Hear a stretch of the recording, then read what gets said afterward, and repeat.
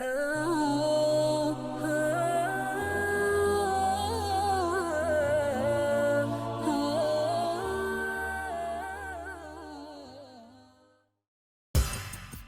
بن سعید۔ یہ شخص خالد بن عبداللہ قمری والی کوفہ کا آزاد کردہ غلام تھا۔ حضرت امام محمد باقر کی رحلت کے بعد پہلے امامت اور پھر نبوت کا دعویٰ کرنے لگا۔ یہ کہتا تھا کہ میں اسم اعظم جانتا ہوں اور اس کی مدد سے مردوں کو زندہ اور فوجوں کو شکست دے سکتا ہوں۔ اگر میں قوم عاد و ثمود کے درمیانی عہد کے لوگوں کو بھی چاہوں تو زندہ کر سکتا ہوں۔ اس کو جادو اور سحر میں کامل دستگاہ حاصل تھی اور دوسرے طلسمات مثلا نیز نجات وغیرہ بھی جانتا تھا۔ اسے کام لے کر لوگوں پر اپنی بزرگی اور عقیدت کا سکہ جماتا تھا۔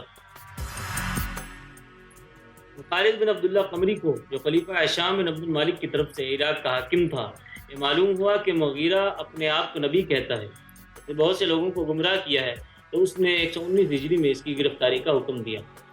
مغیرہ اپنے مریدوں کے ساتھ گرفتار کر کے خالد کے سامنے پیش کیا گیا۔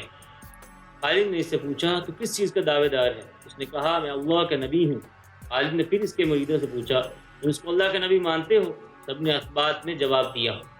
خالد نے مغیرہ کو سرکنڈے کے گٹھے کے ساتھ باندھا اور تیل چھڑک کر زندہ جلا دیا۔ خیال رہے کہ خالد نے جوش میں اس کو آگ کی سزا دی، ورنہ حدیث شریف میں آگ سے عذاب دینے کی ممانعت کی گئی ہے۔